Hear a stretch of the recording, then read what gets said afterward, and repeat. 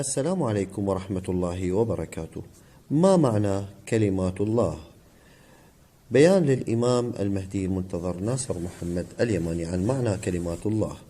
وقال الله تعالى: ولو أن ما في الأرض من شجرة أقلام والبحر يمده من بعده 7 أبحر ما نفدت كلمات الله. ما نفدت كلمات الله، إن الله عزيز حكيم. فتعالوا أفتيكم ما هي كلمات الله. فإذا تدبر أولو الألباب منكم هذه الآيات سوف يجدوا أن كلمات الله هي قدرات الله التي ليس لها حدود ولا نهاية، وذلك لأن الله يخبركم أنه يتكلم عن كلمات لا حدود لها ولا نهاية. إذن كلمات الله هي قدرات الله ليس لها حدود ولا نهاية. وما هي كلمات الله؟ إنها كن. إنها كن. وقال الله تعالى: ومريم ابنة عمران التي أحصنت فرجها فنفخنا فيه من روحنا وصدقت بكلمات ربها وكتبه وكانت من القانتين. صدق الله العظيم. وما هي هذه الكلمات؟ إنها قدرات الله، فأيقنت أن الله على كل شيء قدير. وقال الله تعالى: إذ قالت الملائكة يا مريم إن الله يبشرك بكلمة منه اسمه المسيح عيسى ابن مريم وجيها في الدنيا والآخرة ومن المقربين ويكلم الناس في المهد وكهلا ومن الصالحين. قالت: رب أنى يكون لي ولد ولم يمسسني بشر قال: كذلك الله يخلق ما يشاء إذا قضى أمرا فإنما يقول له كن فيكون. صدق الله العظيم. إذا تبين لنا أن كلمات الله هي قدرات الله. كلمة محدودة النطق تتكون من حرفين، أسرع وأقصر كلمة في النطق كن، ولكنها مطلقة الفعل بلا حدود. إذا قضى أمرا فإنما يقول له كن فيكون. إذن كلمات الله هي قدرات الله. وصدقت مريم وكانت من الموقنين كيف أنها حملت بكلمة من الله كن فيكون.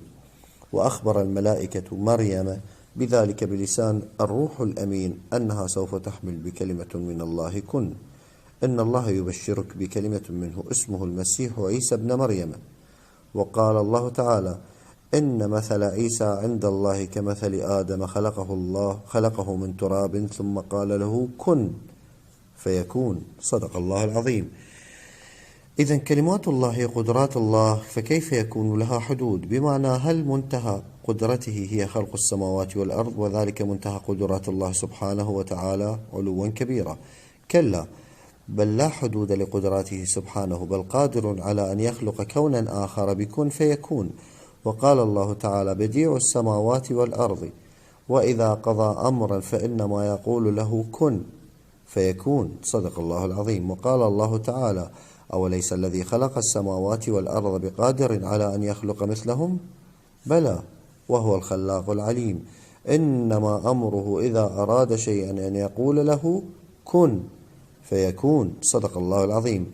إذن الكلمات التي يصف الله لكم أنها بلا حدود هي قدرات الله كن، مطلقة الفعل بلا حدود ولا نهاية. ولو يجعل جميع ما في الأرض من شجرة من أشجار أقلام لتكتب بها كلمات قدرات الله إنه قادر على كذا وقادر على كذا. ولو يجعل الله بحر الأرض الذي يغطي 3/4 مدادا للأقلام لنفد البحر قبل أن تنفد كلمات قدرات الله كن فيكون. وكذلك لو يمد من بعد هذه الأرض الأراضين ب7 أبحر لتكون مدادا للأقلام لنفدنا قبل أن تنفد كلمات الله وهي قدرات الله. فمن خلال ذلك كذلك نفهم أن الأراضين ال7 توجد من بعد أرضنا طباقا بالفضاء، من بعد أرضنا أمنا وأم الكون كله الذي انفتق منها. ثم بين الله لكم بآية أخرى لتأكيد الأراضين ال7 أنها من بعد أرضنا التي نعيش عليها، بقول الله تعالى: الله الذي خلق 7 سماوات ومن الأرض مثلهن. بمعنى أن الله خلق 7 سماوات ومن الأرض مثلهن، أي 7 أراضين. الله الذي خلق 7 سماوات ومن الأرض مثلهن يتنزل الأمر بينهن. الأمر هو القرآن الكريم يتنزل بين السماوات ال7 والأراضين ال7 اللاتي من بعد الأرض.